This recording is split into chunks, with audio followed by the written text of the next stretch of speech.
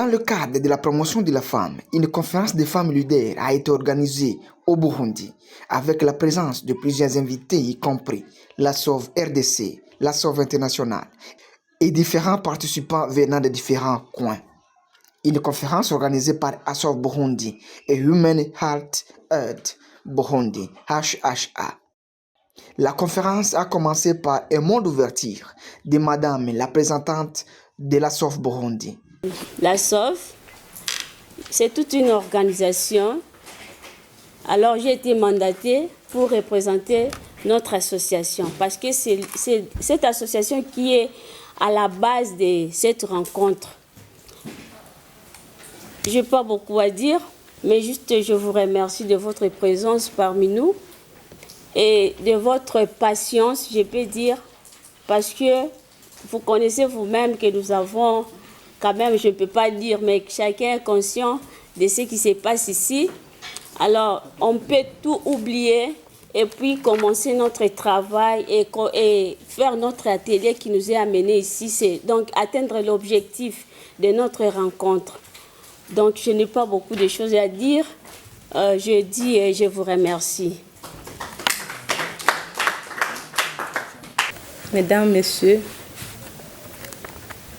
venant de la République démocratique du Congo, je pense. Oui. Il y a aussi Mesdames, de la Norvège. Madame de la Norvège, soyez les bienvenus ici, dans notre pays au Burundi. Mesdames, Messieurs, chers participants, tout protocole observé, bonjour. Bonjour. En cette journée du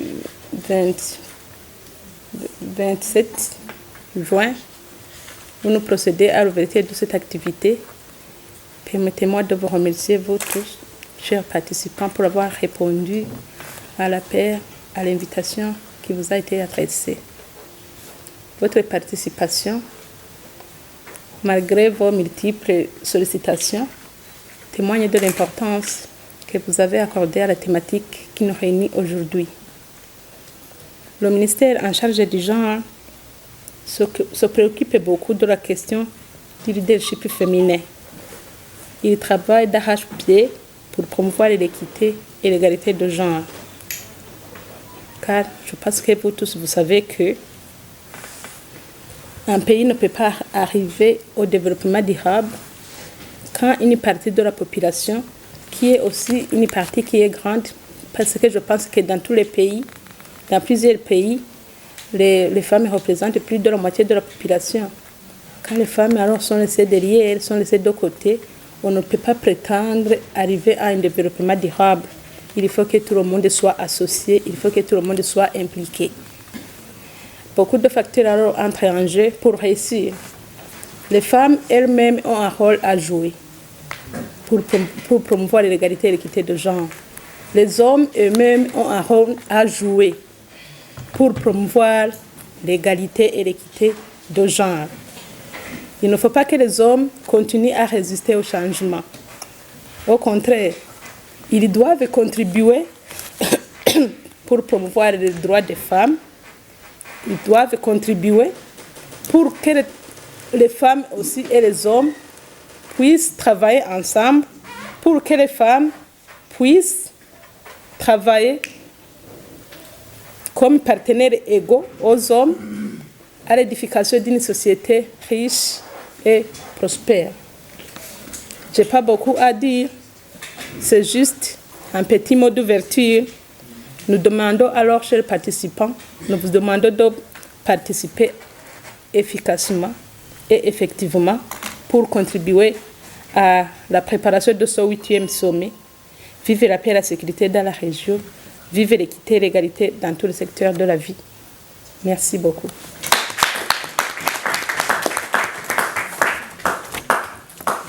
Ensuite, les modérateurs ont donné le temps aux exposés, en commençant par la représentante de la SOV Burundi. Beaucoup, monsieur le modérateur, de m'avoir accordé encore une fois la parole. Chers mesdames, messieurs et distingués invités, nous vous saluons et remercions de votre présence en ce jour inoubliable pour notre association sociale des orphelins et des veuves, ASOV Burundi en sigle.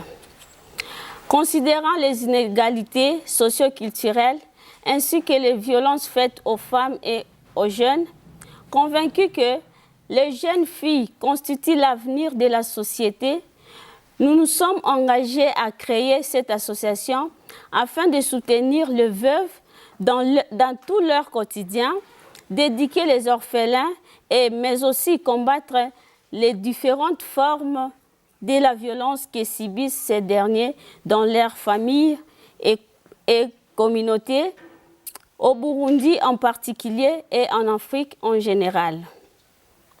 Accélérés actuellement par des conflits, des guerres, le respect des coutumes rétrogradées, la concentration des pouvoirs à 80% par les hommes et non-application des lois protégeant la femme et l'enfant. Bien qu'il existe des organisations militantes pour la promotion et la défense des droits de la femme,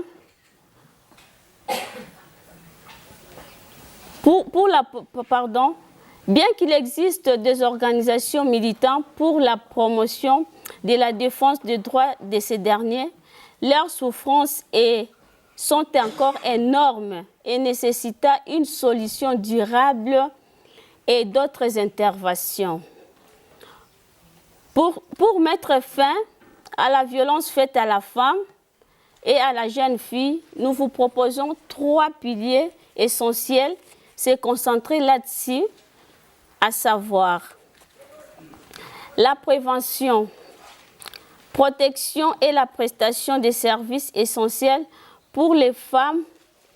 Par là, nous pouvons parler d'un développement durable. Après une longue carrière riche en activités, ASSOV a formé plusieurs jeunes filles et femmes en activité et femmes dans la coupe-couture et les jeunes garçons dans les domaines de soudure. Il conviendrait de préciser que Madame Jeanne Mandouma est notre autorité morale internationale et parmi aussi les membres fondateurs de cette association. J'ai dit et je vous remercie de votre aimable attention.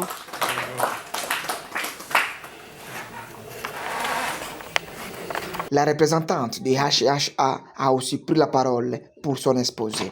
Honneur d'être avec vous dans cette session d'échange d'expériences sur les défis rencontrés par nos ONG dans le cadre de leurs actions humanitaires. Le HHA, Human Health Aid du Burundi, est une organisation à but non lucratif, donc qui ne cherche pas ses propres intérêts. Comme l'a déjà dit par le représentant de l'organisation, M. Hermenegilde, le Human Health Aid du Burundi a été créé depuis 2008. Le Human Health Aid du Burundi a été créé depuis 2008 et a été enregistré officiellement en tant qu'une association caritative. Donc, l'organisation possède aussi, comme l'a déjà dit aussi par Hermenegilde, il possède aussi un partenariat avec beaucoup de ministères d'ici et aussi donc possède un partenariat avec beaucoup de ministères d'ici et aussi est affilié aussi à différentes plateformes. OK. Donc, l'idée de création de l'organisation est née dans le but d'apporter des solutions d'urgence aux communautés affectées par les différentes crises, à savoir les crises climatiques, mais aussi des conflits armés. Oui, des conflits armés. Donc, suite à cette situation de crise, le Human Health Aid du Burundi s'est engagé à changer le destin des milliers de personnes vulnérables. Donc, les grands défis rencontrés par notre organisation comprennent l'accès aux populations vulnérables. Donc, dans de nombreuses situations de crise, les ONG font face à des difficultés d'accès aux populations affectées par les crises. Donc, cela peut être dû à des conflits armés ou à des infrastructures détruites, ce qui rend le travail des ONG plus difficile.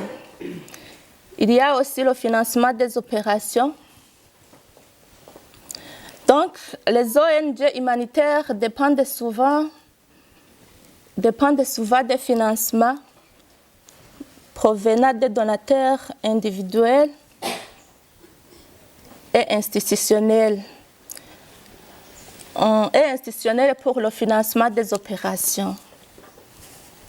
Il y a aussi l'insécurité des travailleurs humanitaires, mais aussi la durabilité et l'efficacité des interventions. Honorables Mesdames et Messieurs, concernant la réalisation de l'organisation, nous avons travaillé en collaboration avec le ministère de l'Éducation nationale et aussi le ministère de l'Environnement et de la Santé publique. Nous avons aussi mis l'innovation au service de l'humanité et du développement. Honorables Mesdames et Messieurs, merci de nous avoir prêté une oreille attentive. Nous vous remercions.